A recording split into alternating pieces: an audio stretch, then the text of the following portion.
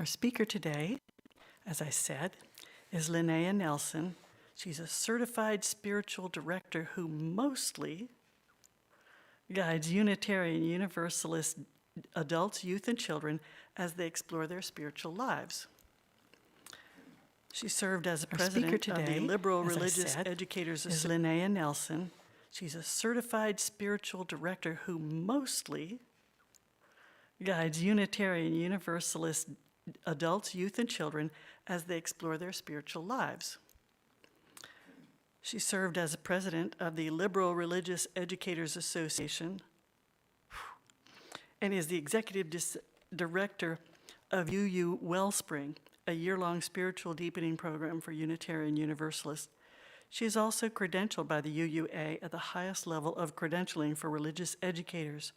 Her book, Beyond Welcome, Building Communities of Love, will be published this fall by Skinner House Books. She and her husband Ted are active members, First Unitarian Church of Orlando. Yes. And so she drove here all the way from downtown this morning to be with us. And she's brought her lovely, warm smile and her melodious voice with her. So I'm going to turn over the whole pulpit to her today.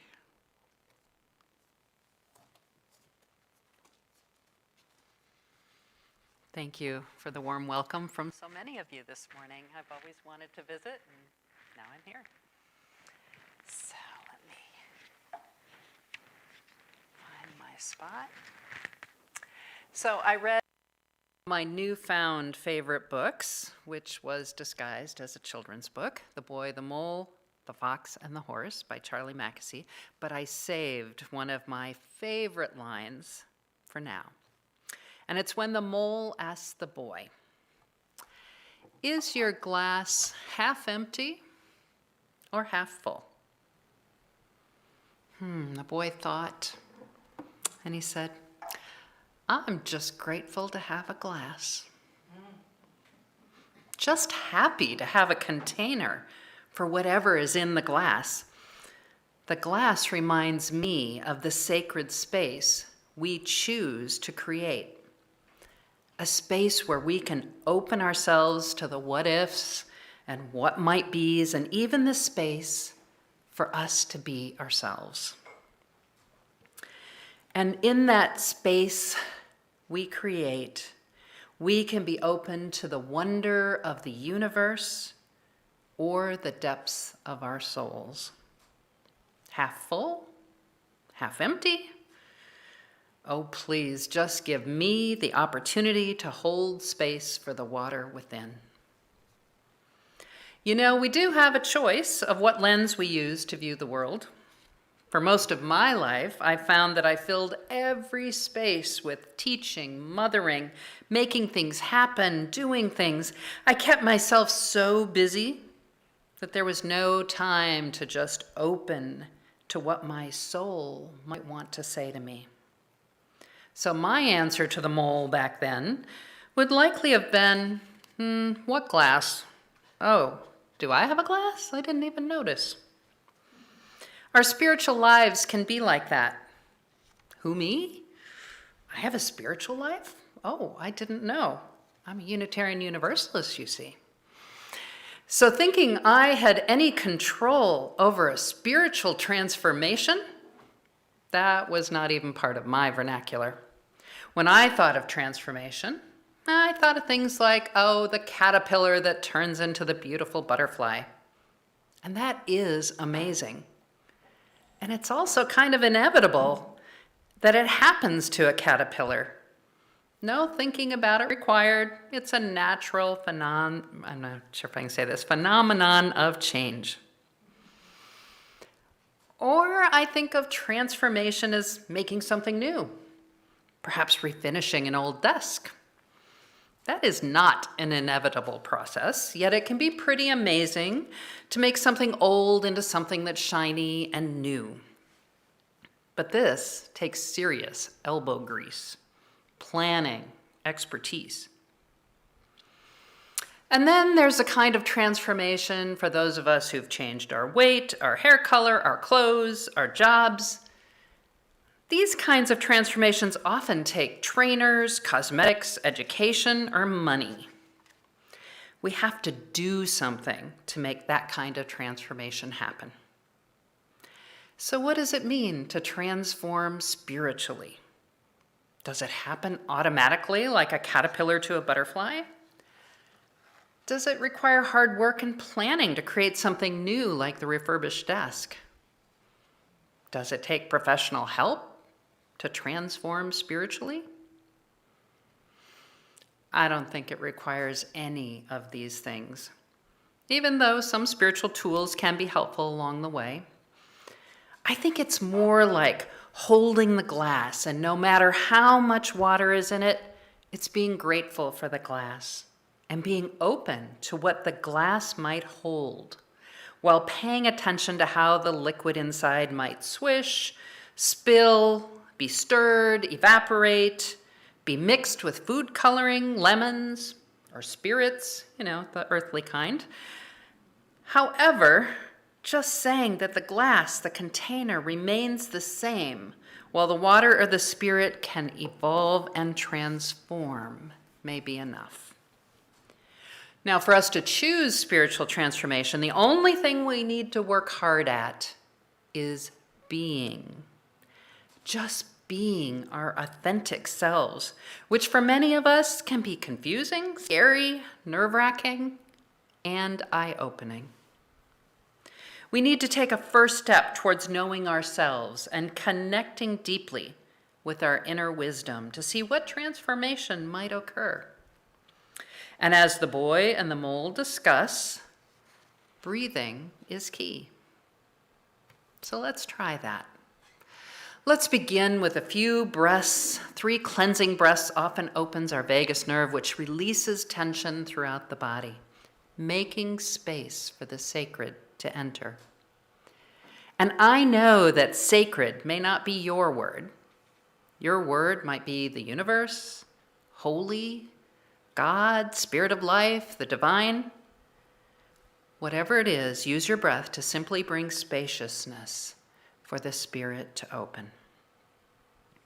Together, I invite you to breathe in, to feel the breath moving throughout your body, sending the blood flow to your fingers and toes, and then pause. And then breathe out to release the tightness, allowing it to simply drift away. We breathe in again to fill our bodies, our minds, our hearts, our souls with life. And we pause before breathing out any lingering tension or worry. And again, we breathe in to spread warmth and goodwill throughout our bodies and pause before we breathe out to create space for the holy, the sacred, the divine, the connection to the universe. And now just please breathe in a way that is comfortable as I read these words from the Reverend Sandra Fees, which is printed in the Skinner House book Conversations with the Sacred, which I have on the table before me and you're welcome to take a look at after the service. Cosmic presence, ignite me with your energy. Let me be filled with the radiance of suns and stars rising along morning's rim and setting in the evening's cool. May I be sparked with curiosity to greet whatever may come and accept whatever may go at the end of day. Let me not slip into the routine or be consumed by the mundane. May I be surprised by the lavish blaze of creation so that my spirit may catch fire and be reawakened to delight. So I'm going to ring our chime. I guess I am using this one. And just take a couple of moments, a few breaths, as we see what comes up for us after hearing those words. And I'll ring the chime when we end.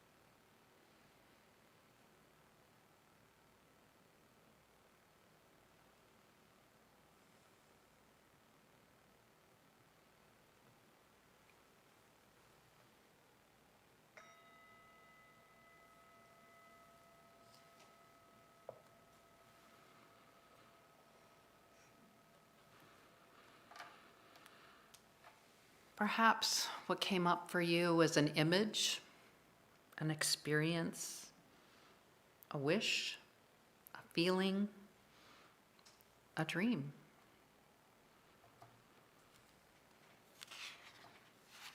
Whatever came up for you may have been your inner wisdom communicating more directly with you. Carl Jung, the Swiss psychologist, explores the soul by asking each of us to discover within ourselves who we are and to be open to the wisdom that arises. Jung's ideas encourage us to create that holy container that allows us to listen closely to ourselves, to sort out what is our ego or persona, in other words, the part that we show to the world, and that we often come to believe is our whole self. So going beyond this protective outer layer of ego and persona can lead to finding your spiritual center. This doesn't require hard work, and it isn't automatic. It is simply making the choice to be willing to take the time to examine who you are from the center out, to live into being fully you by opening your heart to listening and opening yourself to your soul as you learn who you are and how you are connected to the great beyond. Yes, there are tools to help with this: spiritual directors, RE programs, coming to services, meditation, taking long walks, yoga, but the concept is simple. Be open to connection and live as authentically as you can. Now, aiming for spiritual transformation is a choice, one that requires you to slow down, listen to your inner wisdom, and live what you learn about yourself. When you begin the journey, you don't know exactly where you are beginning, nor do you know where you will end. Like flowing water, the shore provides a boundary, but the river continues to move. Simply being open to learning about yourself from yourself starts the spiritual transformation.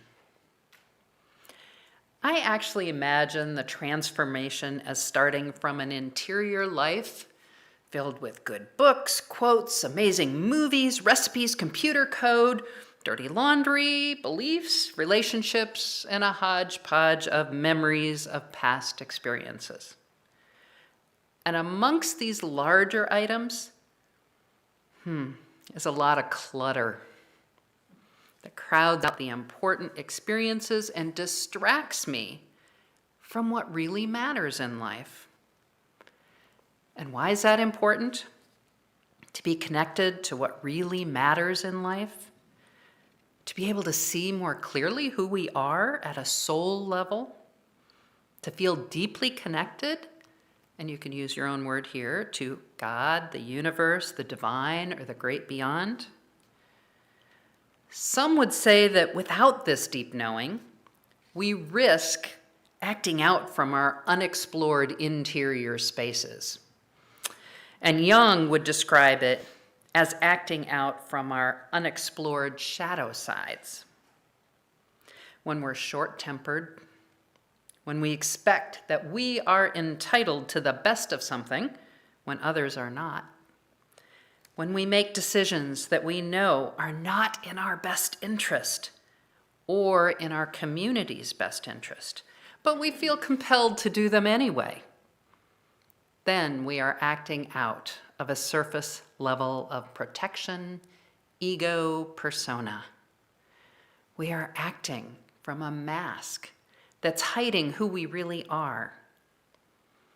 And then we're more likely to make choices that are detrimental to humanity as a whole. Now, from our story, Mole would have trouble with this unexamined life, as it likely does not lead to kindness for yourself or for others. Yet when we choose to create and take the time to wonder, to explore, to ask questions of our inner selves, we are often surprised by what our souls, our own divine, has to tell us. So often an aha or an insight that was hidden before now seems so apparent will come to us. We don't go out and find it.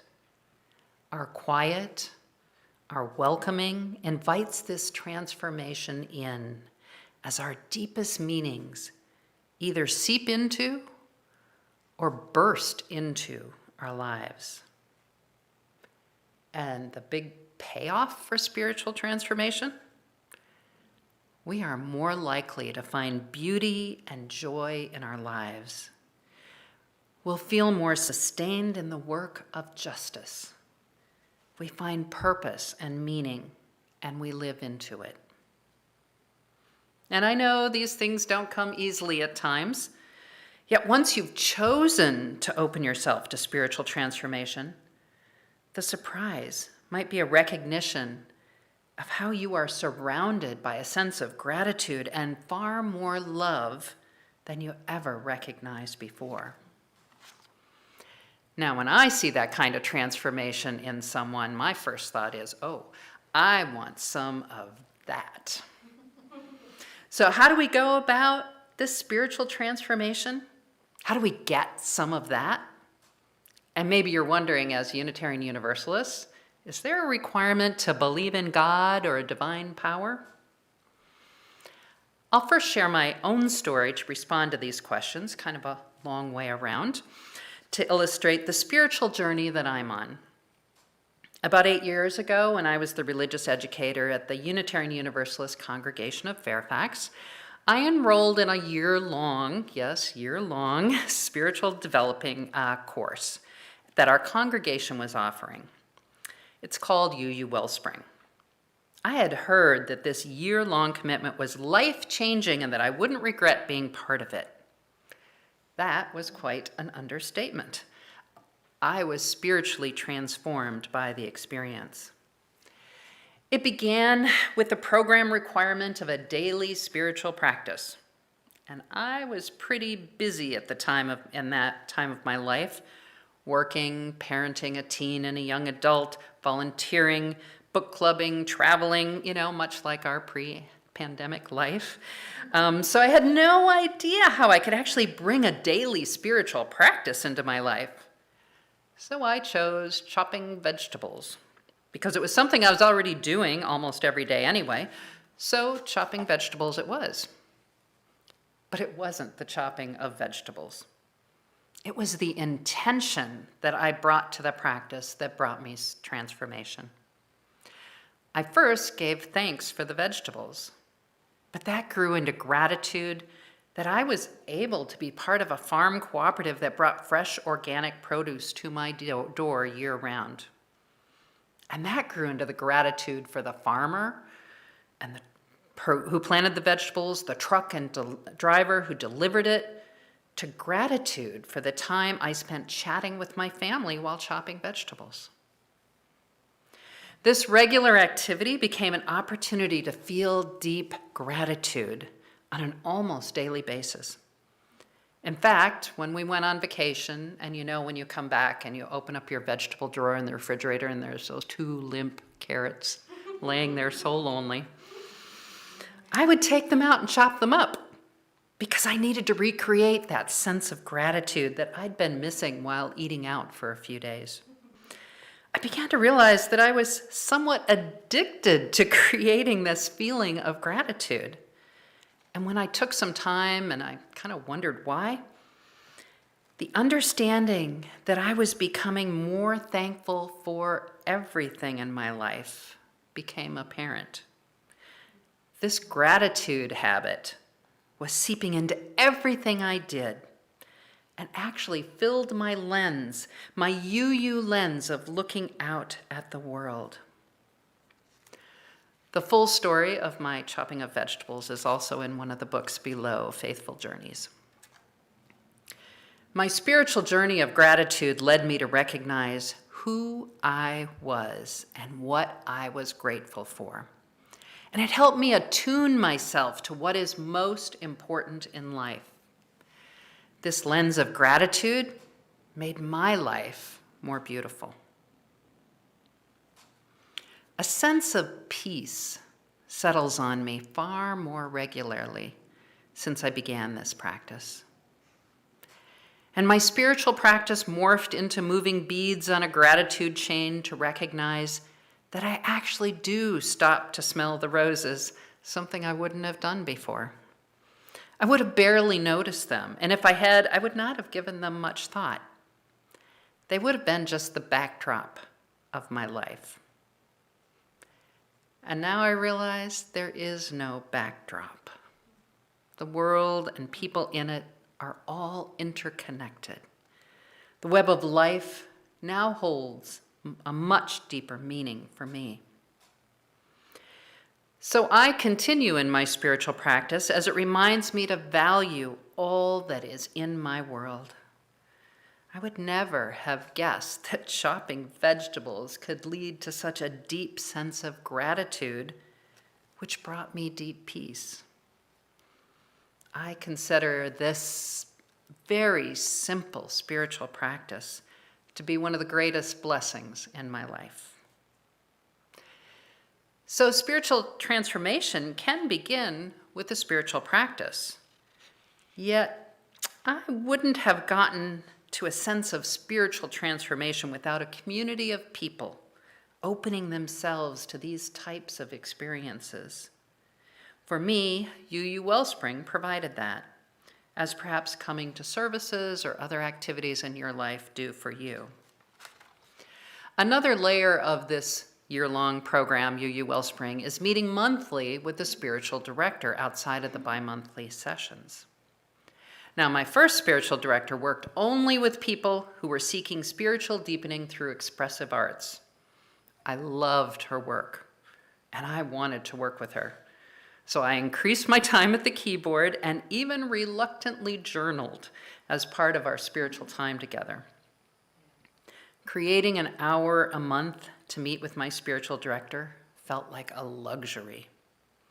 I paid her, I cleared my calendar, I found a quiet space, and most challengingly, I cleared my mind and entered into an hour of being open to whatever might arise. These sessions showed me how to listen to myself and how to take my inner life seriously and enjoy and challenge myself with what I discovered. And again, UU Wellspring opened a path and pointed me to the tools to begin my spiritual journey. And with fits and starts, my spiritual journey continues. Kathy Sherman captures the pacing of spiritual journeying in a poem called Deep Well, which is from Joyce Rupp's book, fragments of your ancient name, 365 glimpses of the divine for daily meditation, also found here.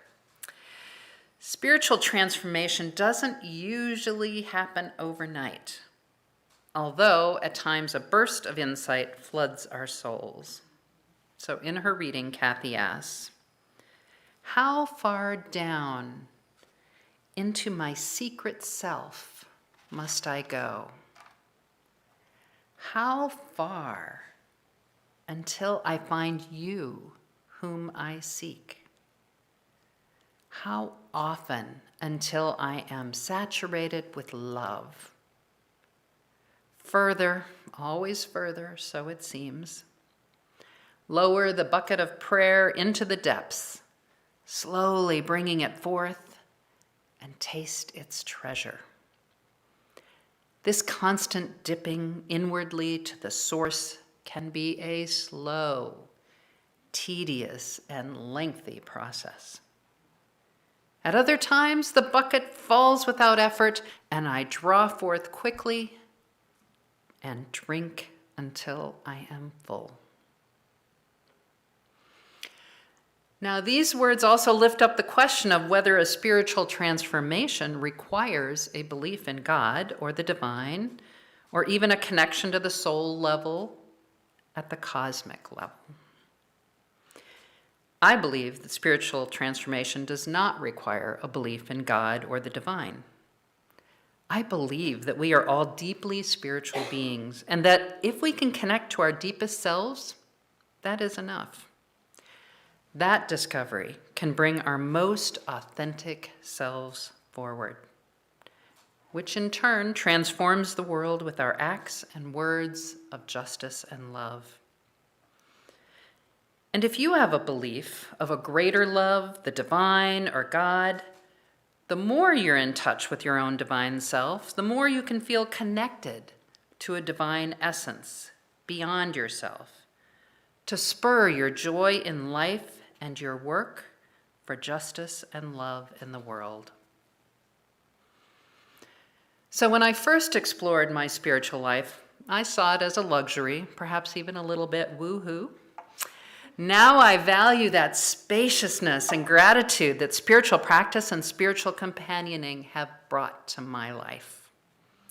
My choice to create the space for spiritual growth and transformation has uncovered old wounds, and I've been able to make peace with them, which has led me to do the work of justice and love, primarily now through my writing.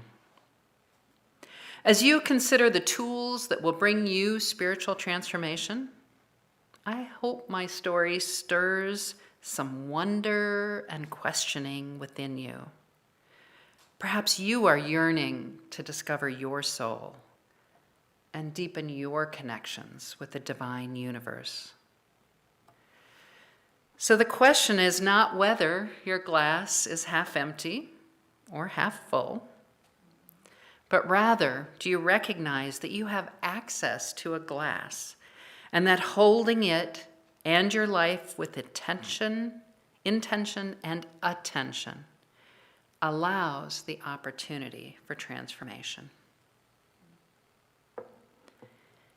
Spirit of life, may we be blessed with bravery and wonder as we transform ourselves spiritually in both small and great leaps of faith. May our openness to the challenges of living, the joy of connection, and the beauty that surrounds us sustain our every waking moment. Let the journey begin.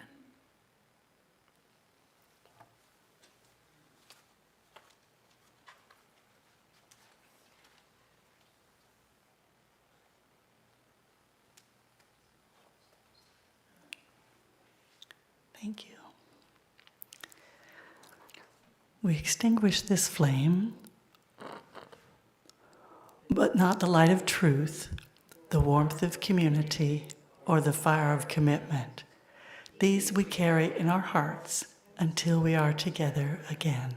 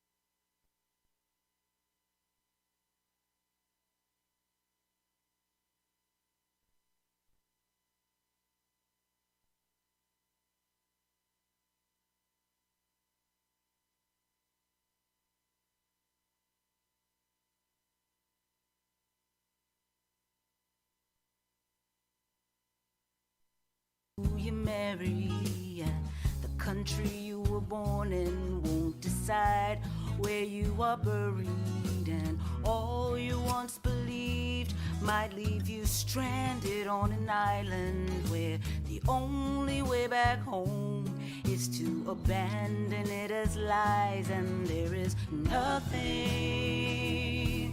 no thing that ever stays the same. That is the one thing, that life does guarantee. There is no one on earth, no one who knows where their lives will be, what path their life will take, and no one knows what I will see as I keep becoming me, becoming me. I must stay open to the change, curious and free, and always ready to be rearranged. There is nothing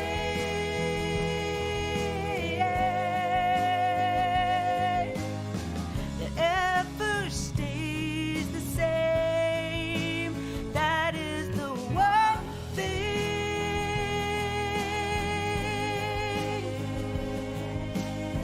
that life does guarantee. There is no one on earth, no one who knows what course their life will take, and no one knows who I will be as I keep becoming me, as I keep becoming me, as I keep becoming me, as I keep becoming.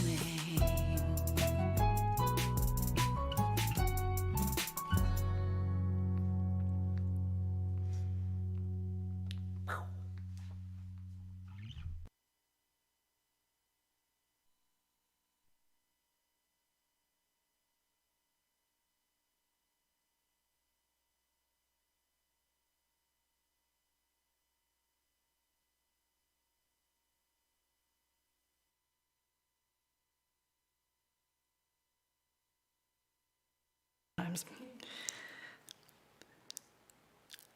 My closing words come from Cheryl Block. As we go forward into this frightening, exhilarating, confusing, miraculous world, may we offer our comfort to the afflicted, our love to the lonely, and our wish for all to be well and safe and happy.